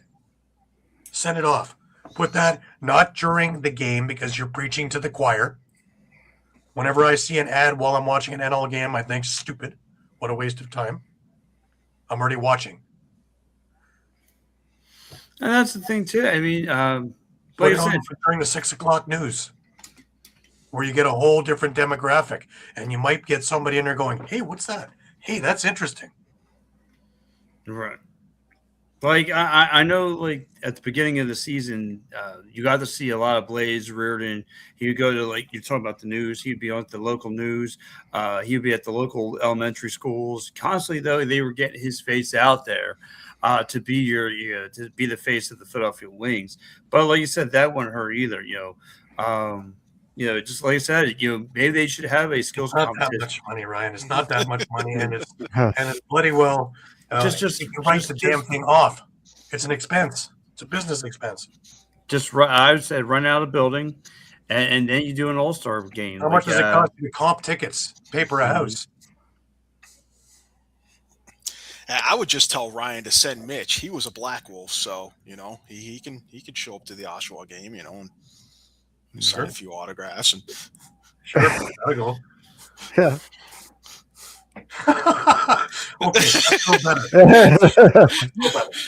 Again, you can still write it off as a business expense, and I don't think that Oliver Marty is completely out of money yet. Well, you know what I'm going to say then, right? Oh boy! You're gonna. I can't afford that flight for Mitch. Sorry, Ryan. Yeah, I don't think the Warriors are going to want to put him on the board either. But that goes again with the Warriors putting on stuff for the WLA. That's a whole other animal because there's only one in central Vancouver. Talking about a whole bunch of teams all over the place. I'm talking about a team in your district. A stone's throw away from the Tribute Community Center. Yeah, he does fine for himself is right. Yeah, he does. He's a real estate guy too, So yeah, he's got a good little portfolio. Well, look, gents, I'm going to roll up out of here. I just definitely want to say thanks for having me on. Like I said, it's been great. I hope I won the standings at least. I'm got something there. You're pretty close, man. Close. You're closer than the rest of them. You are sitting in our second, 5 away. 5 games. So if Con goes over and you can win next week, you can win. And we all there's still playoffs. There's still playoffs. There's still playoffs, too. Yeah, there's still time for me to that's screw a it up. minimum of 10 games. So, all right. Well, listen, guys. The last pop for your Philadelphia Wings. They got Vancouver next week in Vancouver, so we'll be back. Mine just 11 a.m. show, Pat. So you'll be watching us. It was a good win, good home win. So listen. I mean that game's still important because it does have bearing, obviously, for Vancouver trying to get the number 1 seed, and also for Philly, where they end up picking with their, the draft pick that they own, the first rounder, with them being tied at 5-12 right now with Oshawa and with Calgary. When you look at the head-to-head, Philly actually has the worst head-to-head, aggregate of the 3 teams. So, that would put them in the number 1 spot for next year. Yeah. So, and I don't see that changing unless they've managed to upset Vancouver and somehow Oshawa and Calgary both lose. All right. That's true. It's true. All right, gents. All right, well, listen, enjoy your night. I'll reach out to you guys next week, and go Wings. Absolutely, and I'll put this up for one last time. And off he goes, Pat Bernard. All right, we got 3 more games to cover before we roll it a week. We have Buffalo over into hosting Rochester, and again, is there anybody hotter than Buffalo? Not at all. 12-6, and They pretty much just saw what happened when it was the other way around. Never mind. Rochester still hasn't recovered. Buffalo wins 12-6. It's their 7th straight win. They do get a series split with Rochester. Pretty much put the Rochester on the brink of elimination, though I believe technically they're not eliminated yet. Josh Byrne, hat trick, 4 assists. Dane Smith had 2 goals and 5 assists. Ian McKay, 2 goals, 2 assists. They got a goal and 2 assists from Joe Russ-Terrets. Goal and assist from Mitch DeSnew. Steve Priolo had a goal. Matt Vince, 43 saves in the win. Rochester went with Ryland Hartley in net. He did the whole play game. Whole game. Whole game. He made 42 saves, but they just didn't get a whole lot of offense. They did get 2 goals out of Blaze Reardon. Goal and 4 assists from Ryan Lanchberry. A goal and assist from Ryan Smith. A goal from Zed Williams and a goal from Jake Pisano. Your league MVP, Connor Fields, had just 4 assists on the night. So, Rochester does have that doubleheader with Georgia next week. They're obviously going to need both in order to have any chance at making the playoffs. Right. Because I believe they're actually in the worst position as far as head-to-head, because they don't hold tiebreakers over Ottawa, Halifax, or Vegas. They do hold a tiebreaker over San Diego. Right. But San Diego's kind of almost in the driver's seat at this point, as we'll get to shortly. Yeah, they don't seem to want to go away, do they? No, not at all. I just, Buffalo, every week they get more confident. Again, another snowball going downhill. And that's frightening. Remember, they had Nanacoke out of the lineup. They had, who else was out of the lineup? They pulled it. Weiss was on IR this week, I think. Yeah. And, this was the first time back. They had the milkman back because he had a car accident a few weeks ago, and he's been out for the last couple of weeks. And, they all come back in the next 2 weeks and first round, and you got a healthy Bandit squad. And, probably at home.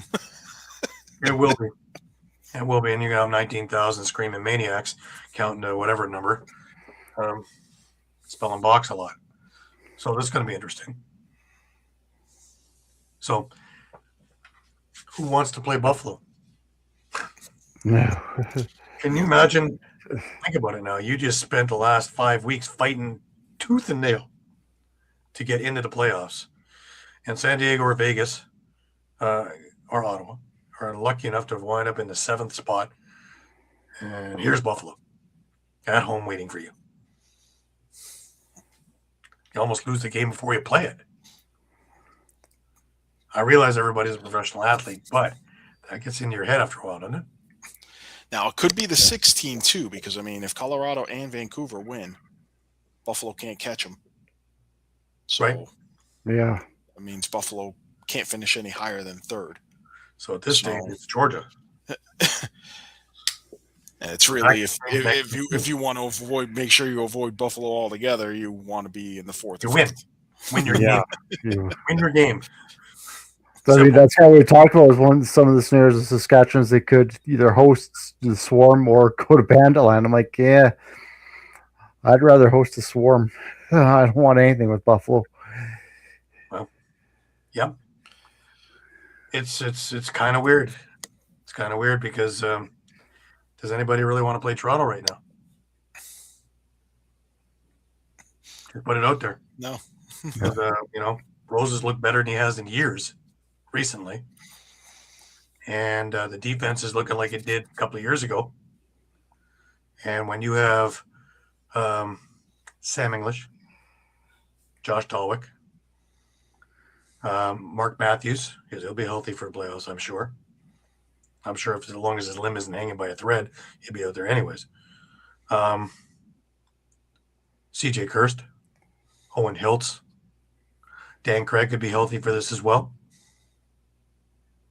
That's a lot of firepower too. Chris Boucher, haven't even mentioned him. Let alone some of the other guys who have just kind of surprised along the way. Isaiah Moran Weeks, who have filled in admirably. Let alone, we talked about Sam English in transition. Latrell Harris, he doesn't seem to be making the conversation much, but how do you overlook an all-star like him?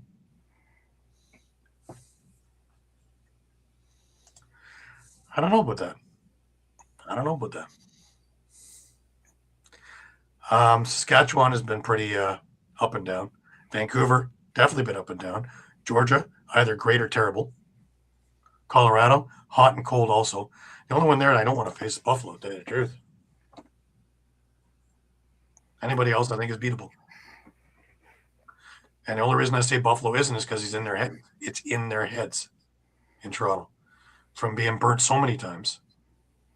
No matter how well or how good a team they have, that I'd like them to get by something else first before you have to do this. Mind you, I think maybe the other way around, maybe it's easier to get rid of them on a one and done than to beat them 2 games out of 3, right? Just trying to put it out there. It's feast or famine. Either you put it all together for 60 minutes or you go home. You know what they're going to give you. And either you're up to the task or not. If you want to hoist a trophy, don't you want to say you beat the best? You don't want to kind of slide in the back door and go, well, yeah, we won. That's just me. Anyways, let's keep going. We have 2 more to look at. We have one more from last night, and that, of course, was Shawn. Colorado, Saskatchewan, and not beating a dead horse. What in the heck's going on? So you remember how against Buffalo, Saskatchewan played only 1 quarter, or played 3 quarters?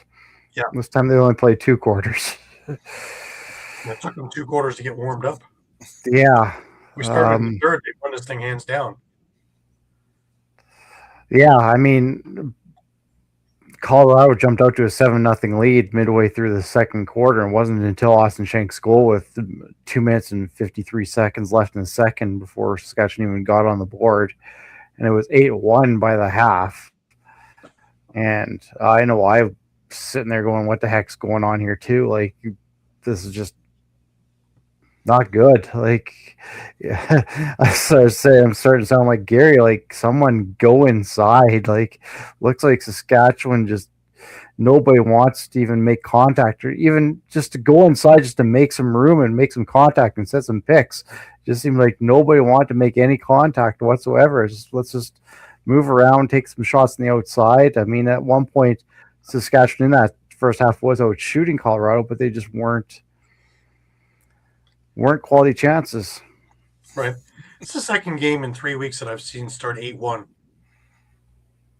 and almost had an overturn by the time we're said and done. Yeah. Well, probably what the turning point was that third quarter. Brock Haley, Robert Church, and Jake Naso.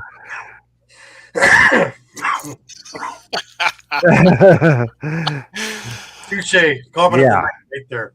Yeah, that sounds right. But yeah, those 4 goals in 33 seconds, the National Lacrosse League record for fastest 4 goals, puts Saskatchewan right back in the game. But that's ridiculous, eh? That's ridiculous. Yeah. And because you got those 2 quick from Haley and Church, and Nace wins the face-off, plays a little pitch and catch with Mike Masner for a goal, and then the very next face-off, Naso wins it clean again, goes just straight down the score and scores again. Like, it was insane. It's time to get Doug Favell on the line.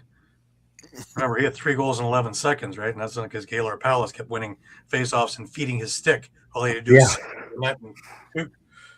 That's pretty much what was happening there. And I mean, credit to Jake Naso in general. I mean, he continues to impress at 19 of 28 at the face-off dot. Again, another uncharacteristic thing with the Rush is Colorado had 6 power plays, and we're 5 for 6 on the power play. Like, they were just uncharacteristically undisciplined. Their penalty kill was non-existent. Because I mean, you take away those 5 power play goals. I mean, that's 5 goals of those 13 that Colorado had. So staying out of the box would really, really help things. Would have been conducive to a victory, right? Yeah. Now, again, Scagliano, 28 saves on a night, 13 goals. Not a stellar performance once again. I don't know whether I would hang this one on him. A lot of those goals that were against him, like he didn't get much help. They were quality chances. Right. So I don't know whether I would necessarily pin it on him. He really wasn't getting much help. Like, I don't think in that first half, at least, I mean, nobody showed up. Goaltending, defense, offense, nobody showed up. Right. Now, remember, Dylan Moore's going to have a good night because he got traded in the PLL. He didn't want to get traded in the NLL, too. Yeah. Hashtag trade award. Hashtag trade award.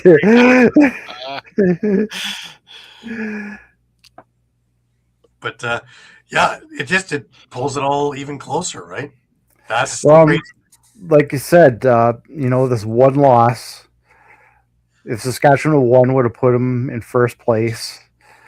But the loss, I mean, we'll get to the Georgia game. I mean, it was dependent on that result. They could have finished the week in 6th. They're in 5th because of the Georgia loss. But from that big of a swing from, a win versus a loss being from 1st to 5th, just from one loss is just shows you how tight the standings are.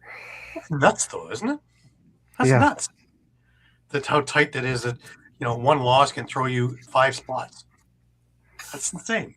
Yeah, I know. I talked to Derek Keenan after the game. He's just like, he's never seen this standings this tight where, one loss can do that to you. Right. It doesn't make much sense, does it? But well. And with that too, that one loss, I mean, Rush went from pretty much, almost guaranteed a home playoff game to it's very dicey with they'll have a home playoff game now. It doesn't look like they're going to see one. Yeah. That's crazy. That's crazy.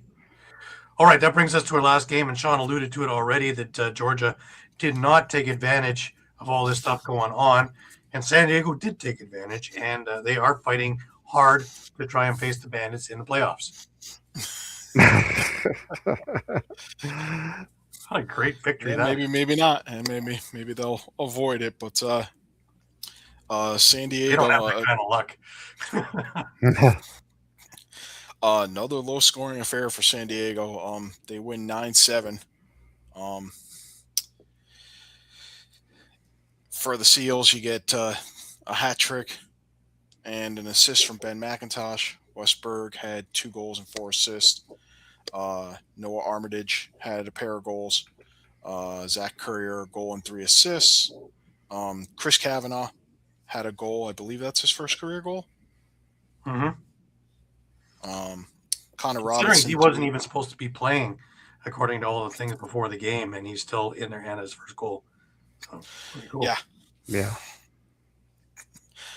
Chris Origlieri, 33 saves on the night. They did go 3 for 5 on the power play and 15 of 19 on faceoffs. For Georgia, 7 goals and 4 of them came on the power play. So definitely concerning as far as their offensive woes. And, this is, I'd say we're firmly in the MLB ace sort of territory where it's, well, we have Brett Dobson in net. He'll save the game for us. Mm-hmm. Like an MLB team whose ace is on the mound and, they think they can get away with just scratching across 1 run because they're going to win by shutout. But doesn't always happen that way. They did get a hat trick from Nolan Byrne. Shane Jackson, 2 goals, 3 assists. Lyle Thompson, a goal and 2 assists. Certainly want to see more points from your 2 former league MVPs on your offense. Jeff Henrik had a goal. Caleb Benedict had 5 assists. But certainly like to see him put a few in the net as well. Brett Dobson, 44 saves on the night. And I mean, obviously this does a couple of things. Georgia again falling to 6th place now. They have a doubleheader against Rochester. That's going to certainly have some bearing on where they finish and whether they can get a home game or not, home playoff game. For San Diego, now they're technically at the moment in 8th place, with the same exact record as Las Vegas, who they will be playing twice next weekend. Which will settle a lot of things. Mm-hmm. Yeah. It's still down to the wire, eh? Yeah, and if anything, it's even more crucial for Las Vegas. Should they split that series and be vying for a playoff spot, Las Vegas does not win that common opponent's tiebreaker against San Diego. It's actually a pretty extensive one. They have 2 teams in that common opponent's tiebreaker that they played twice, along with another 6 teams that they played once. In those games, Las Vegas went 4-6, while San Diego went 7-3. Right. Against those same opponents. So, so it's definitely going to be crunch time for both teams. Right, definitely. More so for Vegas. They kind of need a sweep to to ensure that they make the playoffs, because 8-10. 8-10's dicey. Now, interesting. What happens if Rochester beats Georgia in this next week's thing there? I know it doesn't do much for Rochester, but it does affect Georgia. It affects them in that, they would probably still be stuck in 6th place and may end up having to go to Bandit Land if the Bandits end up in 3rd. So Rochester can get a lot of laughs out of this, eh? If they can put together 60 minutes. They certainly could. The game still Ottawa-Halifax. Ottawa's still on the cusp. They haven't done themselves any favors the last few weeks, but they still, with 60 minutes of play, can find themselves in. But they need help. Yeah, I mean, at this point, in order to avoid Buffalo, they would need Vancouver to lose probably to Philly, which I think we all think is rather unlikely. Yeah, Doug, Philly really they had a lot of laughs in that game, and they really put a wrench into Vegas's plans. Yeah. So Vegas, by no means, is sorted out, and again, you might have the big sombrero of being able to go to Bandit Land, depending on, because I am putting Buffalo down for the W, unless something of a game that I saw against Halifax happens. I doubt it, but anything's possible, I guess. Yeah. Pride does a whole lot of things to you. So does knowing that you have a job. But probably, and we mentioned it earlier. I mean, Ottawa, it's must win. They cannot. No, they lose. There's no scenario by which they can get in at 8-10. So even if Las Vegas and San Diego split, they're doubleheader. I hate to say it, the Toronto-Saskatchewan game is simply who avoids Buffalo. Yeah, because I was going to say, like, that Swarm game, Georgia games actually has a fairly big implications for Saskatchewan just because they hold that tiebreaker with Georgia. So, I mean, there could be implications there for where Saskatchewan lands depending on what Georgia does, really. Right. Outside chance Toronto gets a home game, don't think so. Don't think that's going to happen. But well, right now they're in 4th, are they not? Yeah. Yep. So a win would pretty much keep them. Sasky Buffalo first round, yeah. That's going to be criminal, and it's going to be the game of the month. Oh, But hey, one and done, and we could see 42 goals, or we can Yeah. see 3 goals. again, being in Saskatchewan, I don't want to see Buffalo. Much as that'd be an entertaining game, man, I don't want to see Buffalo. I'm gonna slow. That's exactly right, Doug. I'm gonna slow Uncle Frick's roll slightly. Georgia has that tiebreaker against Toronto, so if they That was an end up- overtime win. That is correct. Yeah. So if Georgia takes the doubleheader and Toronto loses, they would be tied, and Georgia would have the home. would move up to fifth and put Toronto in sixth. So then you'd see Toronto and Buffalo, unless Vancouver wins or loses, and Buffalo wins. Then you'd see Toronto at Vancouver. It's better and better, doesn't it? No one situation, almost literally. Well, I stand a better chance of watching a game if it's in Vancouver with the time difference. It might be I'm watching a game over breakfast. Remember, it's a 6-hour difference in Prague, right? Right. But man, Georgia has to sweep, right? Pretty much. I do have a lot of night. Well, more importantly, Toronto just has to win. Go Hawks. Go Hawks. They can score a lot. Connor Fields hasn't had a breakout game in weeks. I don't need 2 of them. I just need 1 of them. Anyways, whoever winds up being their opponent, wherever it winds up being, take them. But hey, nothing we can do. This is coming down to the wire, and once again, showing that taking away divisions and making it the top 8 teams. I don't even think the league dreamed it was going to be like this over the couple of years we've done this. And this year is even crazier than last year. And last year, we had to go and do MIT math to get things going. This one here, there was something like 65,000 scenarios going into this weekend. I don't think we're much different now. No, we really aren't. Now we just have different scenarios, but still, nothing makes any sense because if you write it down on paper, you would continue to write and continue to write and continue to write. Because again, the standings are just so close that any little win or loss just can screw everything up. Yeah, Doug, you're right. Because it's one thing Connor Field, but Kyle Water, he's been non-existent. Zed Williams, we saw some life this week. Ryan Smith, haven't seen much from. Ryan Lansbury, we had a couple of games of decent and a couple of games of so-so.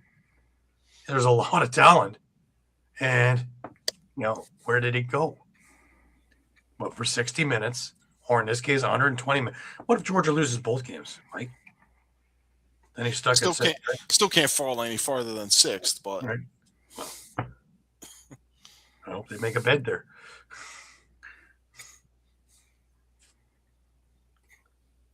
And let the Bandits win. Throw them up in the. You could always pray for the 5-way tie at 12-6 with 5 different teams. No, because Toronto doesn't have any of those. Toronto doesn't have any of those tie breaks. 12-6. God, 3 weeks ago, would we be talking about this? No, not at all. You guys would think I'm in more insane. We did the same thing with the Colorado Saskatchewan game a month ago. It was, hey, it's going to be important. 2 weeks after that, it was, it's not going to mean much at this point. And here we were with first place on the line. Now 5th place on the line. Well, yeah. Yeah. If Georgia had taken care of business, it would have been 6th. Yeah, true. If Georgia took care of their business, it would have 5 spot drop on a game. That's crazy. I still can't fathom that. Yeah. But yeah, just look at the guys. Just looking at the current standings between 1st and 6th is 1.5 game difference. Sixth place is 1.5 games back of first place. Like, that's insane. Well, yeah, it's either going to be Toronto or Saskatchewan at 12-6. One's going to be 11-7. Yeah. So, and Georgia, well, Georgia can make it too. Just currently in the current standings. Obviously, that's going to totally change come next week. But just right now, the difference between 1 and 6 is not much. Wow.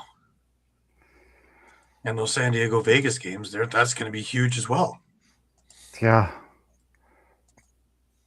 Like, how would you, as a schedule maker, I know it's done by computer, fathom it that this is like every game means something. There's not one dog in that list. No. Man, this could do something to our pick'ems.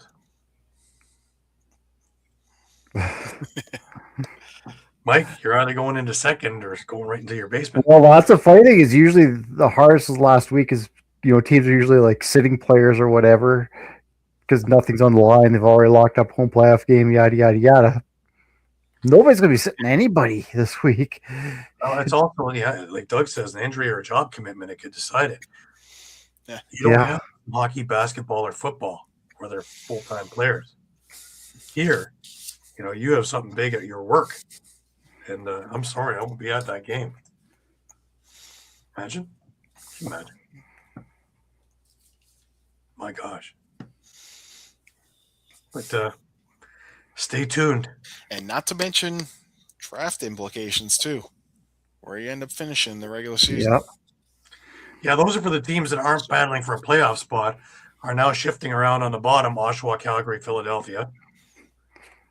Granted, Oshawa's got Buffalo, Calgary's got Colorado, Philly's got Vancouver. So I don't know how much someone can pull off a bad upset. So, Philly with Spalina, Toronto with Calgary's pick at second, and Oshawa taking another dive at it. And Oshawa doesn't have that pick. Ottawa does. Ottawa has that pick, yeah. So everyone has their own pick is Philly. Well, let me ask you this question, and we're on Oshawa for a second there. What the hell happened to Dyson Webbs? He's becoming the Alexander Daig of freaking lacrosse.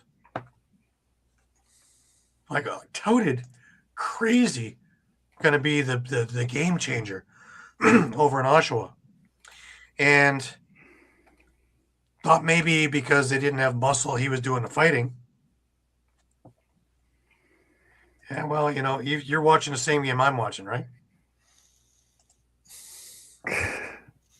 Thought maybe at the beginning of the season because he was doing the muscle thing that it was taking him off his game. You get Emerson Clark and you get Dawson Theed. He's still not anywhere to be found, really. What do you get last night? 0-0 and 5 shots. Let's go the week before. Let's look here. This one in Calgary. So let me play devil's advocate. Is it just sophomore slump? 2 goals, no assists, right? I don't know. It's something that's been going all season long. It just hasn't been that much of the offense. Yeah, that's a guy you really expect him to put up, 4, 5, 6 points a night. I really thought that he would be the leader of that offensive unit. Alex Simmons has had his thing. Ty Kurtz has had a brilliant year overall, considering where they're at. And I can see that. I mean, is this maybe being magnified by the fact that Simmons and Kurtz did not have sophomore slumps? Because they came into the league, went to the finals, and they dropped off the year after that last year. But Simmons and Kurtz certainly didn't. I mean, production-wise, it was pretty steady. It certainly wasn't sophomore slump. Right. I'll go back even 3 weeks, man, against Rochester. A goal and 2 assists. They scored 11 that night. They lost 18-11. They scored 11. A goal. 1. Again, I'll go back. Like, that's a guy you're he's a first overall pick. You're expecting him to put 4, 5, 6 points up a night, right? Like, Well, he was what you were going to go put as 2, your 3. poster child. Nope. You're moving back to Oshawa, right? Yeah, I don't think. Yeah, like 1, 2 points a night isn't gonna cut it.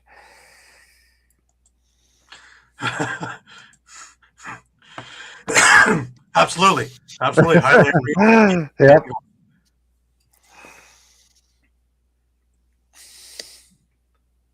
I don't know. He's a quality player, and he's a bona fide star. That's why. There's no doubting that.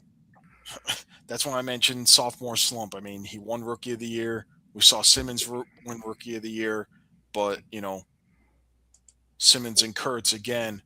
Look at their numbers year 2, which was last year, and they certainly didn't have this.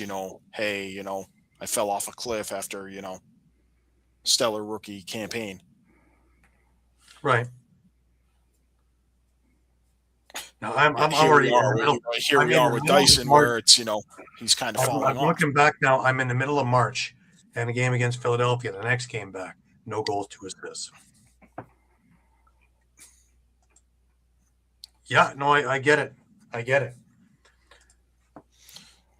But there's a number of guys from in and around the area, right, on the team. But highly touted. But the talent is that there's no questioning that. It's just what has happened in this offense that isn't allowing him to exceed, from where he's at right now. And I've gone back now, 5 weeks, and I've counted 3 goals. So what's the season total? Yeah, season total is 47 points in 17 games. Right.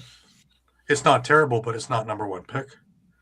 But No. like I say, he is good enough to have double that.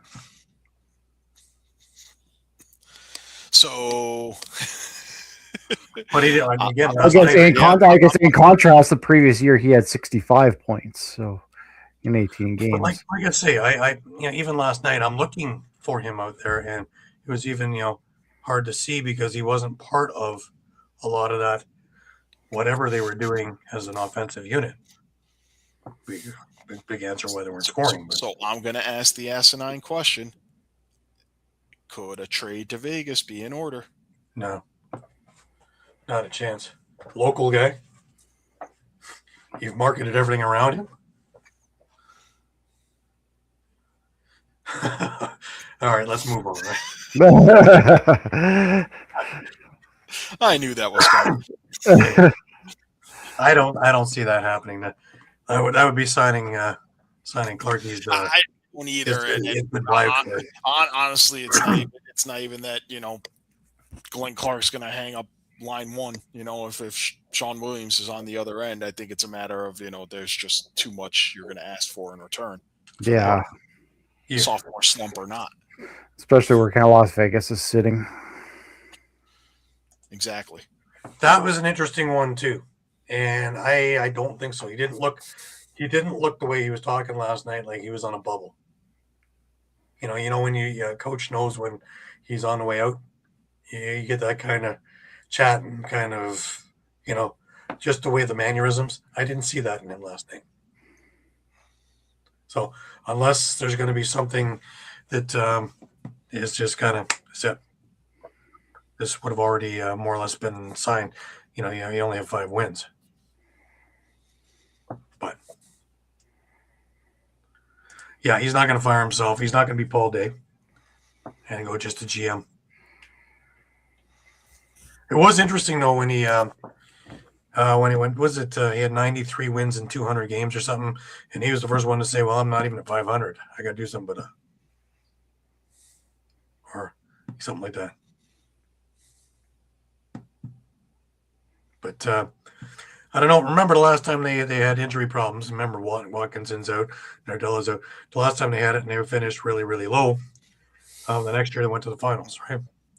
Now he was talking about that last night too. It is a blessing and a curse. We're in year 3 of 5, and of this build,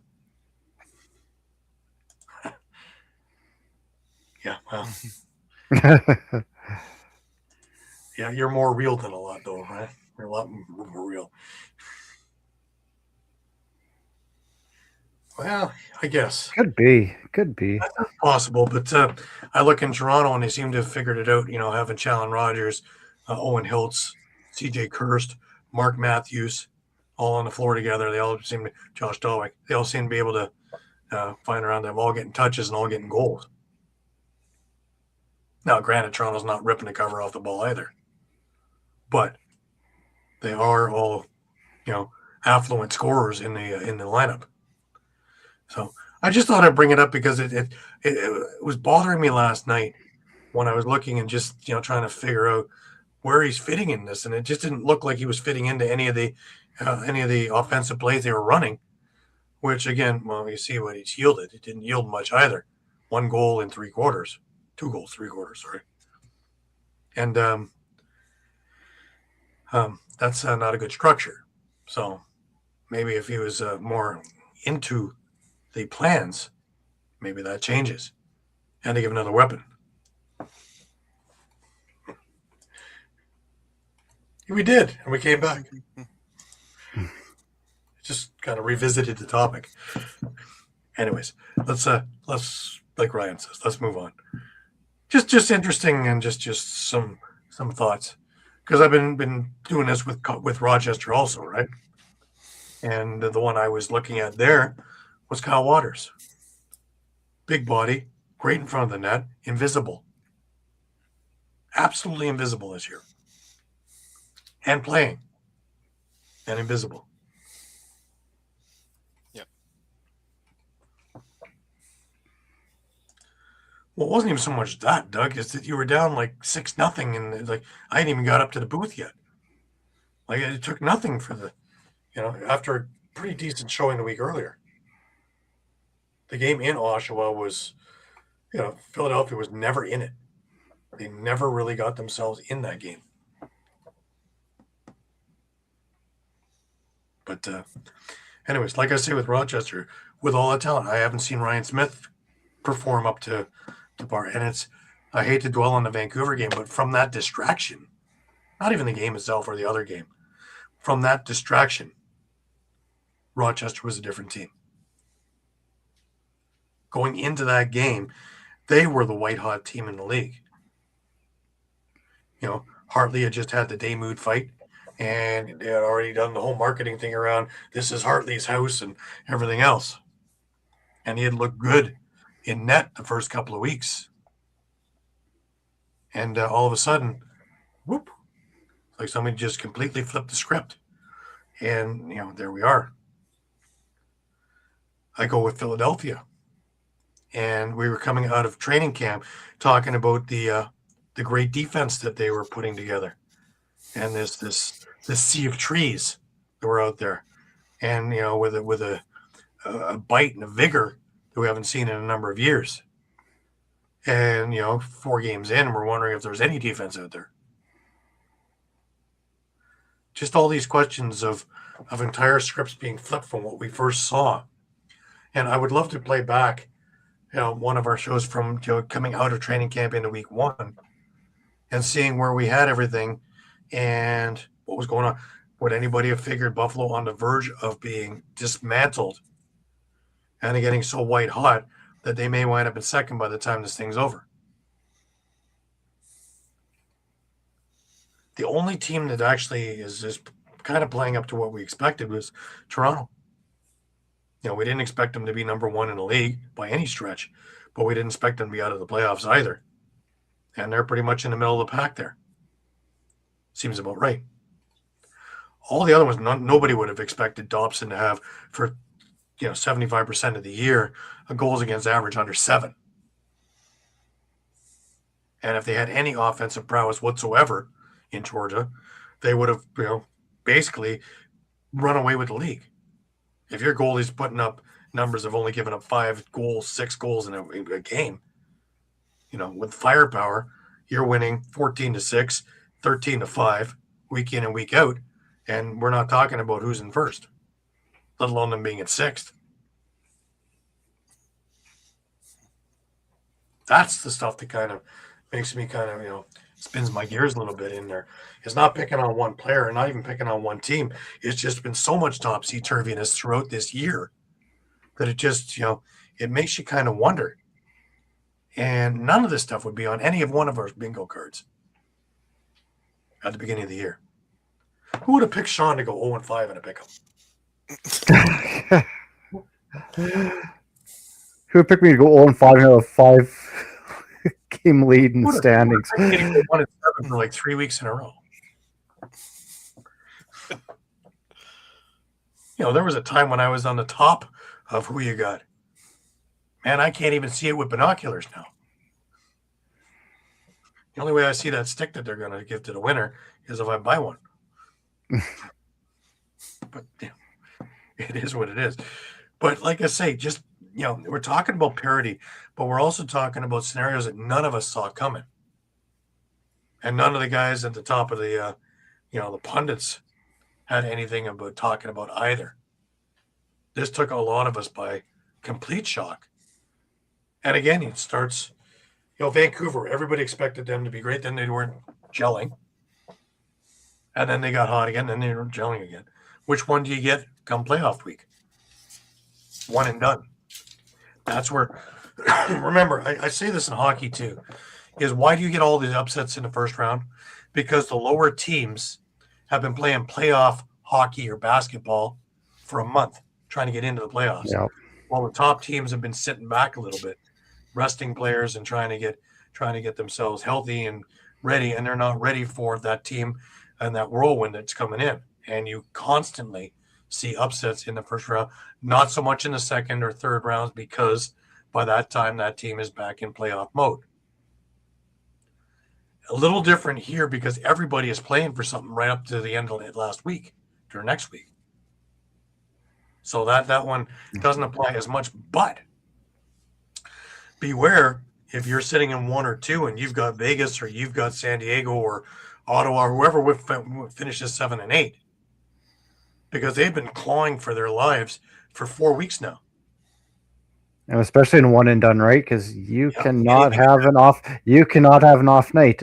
There's just no such thing as an off night now. Yeah. You can't even have an off quarter, because if you have a snowball effect of, think of a Buffalo streak of 5 goals or something, man, that's a big hole to climb when you only have, a quarter and a half left.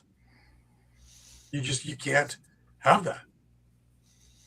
But if you're going against a team that's already in that mode and really has nothing to lose because nobody expects you to go anywhere, there's no pressure. I think that's the biggest thing more than anything. Like you said, there's no pressure. They got nothing to lose. Like we talked about Bandit Land being, daunting for a visiting team to come in because 19,000 screaming maniacs going at things. However, nothing is louder than silencing 19,000 people scoring 4 quick goals. I've watched it. I watched Toronto do it back in accordingly days. And again, what do you have to lose going into Bandland? All the pressure's on the Bandits to win in their home floor, right? Yeah. All the pressure's on them. Mm-hmm. Well, Doug, do you ever find it odd that the President's Cup winner never wins the Stanley Cup? Just because you have the best players during the year doesn't mean you have the best players in the playoffs. I've said it a bazillion times. These guys are sick of hearing it. And that is the character, not the best talented players. Character wins cups. The grinders, the ones who can get punched in the mouth and still move forward, the ones who can play while their leg is broken. Because anybody who whines, oh, my team was hurt. Everybody's hurt. Everybody is banged up, especially in the playoffs. Especially in hockey where you're playing, you got to get 16 wins. Lacrosse, you got to get 5 wins and you get a cup. So, it's character. Character wins cups. Teams with that character, with that grinding ability to be able to do it no matter what, because everything gets tougher. And it never hurts to have a goalie like Matt Vince who can just rise to whatever occasion he needs to. Or Bob Watson in a day, or Dallas Elliott in a day. That's what wins you championships. Anyways. Remember, next week we are on at 11 a.m. 11 a.m. It's true. It's true. But, you know, it is what it is. You know, Whitby and Brampton, of course, lost a lot of their players in the ALL to the NLL at inopportune times. And being good teams sometimes is a curse in the ALL because the NLL comes calling when they have injuries. And a team that is a shoe-in to win a cup may not even make it to the cup because of depleted lineups. Yeah, role players. That's what I mean. Character players. Guys like Marchands and guys like that who you hate to see but love to have on your team. Kenny Linsman way back when. Those are the grinders. Those are the guys who just absolutely piss you off to see them play your team. But those are the guys who are the ones who are the stars when we're talking about how this team won. How did they beat them? Well, it wasn't because of their goal scoring ability. It was because they won a 3-2 game and everything went wrong everywhere else, but the grinders were able to push forward. Anyways, 11 a.m. next week, because I got to get on a plane to Prague and go to the Rubeski tournament.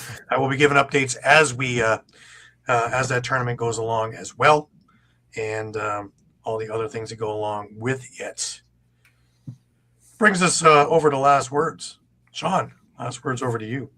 Yeah, that loss this weekend, that hurts Saskatchewan, but I'm looking forward to that game against Toronto, regardless of the outcome. I mean, there's so much implications on that game. So many implications in all these games, really. This has just been a wild end to the season. I'm really looking forward to it. Absolutely.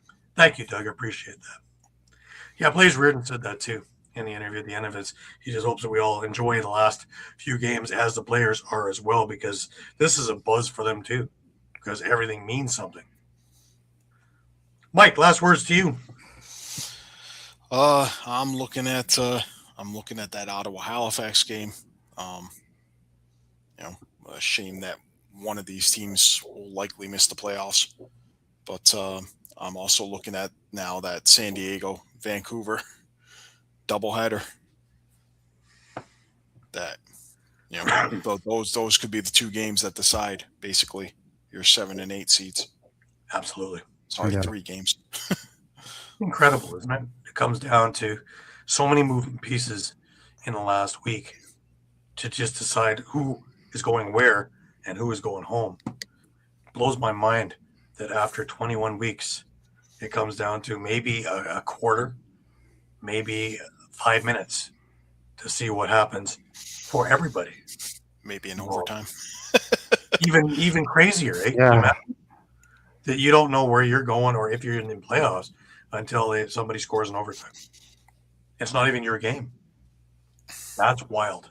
That one goal could send you into the postseason or send you packing.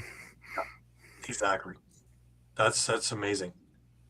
Anyways, I want to thank everybody again for being with us. Remember, follow us on all the social media pages, whether it be Facebook, whether it be Twitter X, whether it be Instagram, whether it be Thread, whether it be YouTube, or on our site at www.streampunkentertainment.com for all the latest and greatest news. We will be having anything and everything to do with NLL, PLL, and Summer Ball as it comes available to us. And it is our privilege and our pleasure to get you the information up to date and accurate as fast as we can to you. So for Shawn Slaght over in Moose Jaw, from Muffler Mike in Connecticut, I'm Gary Groob in Toronto, wishing you all the best of weeks. And as always said, may your spirits, may your sticks be high, may your spirits be higher. And until we meet again next Sunday, 11 a.m. breakfast with the boys. 11 a.m. Have a great week. See you then.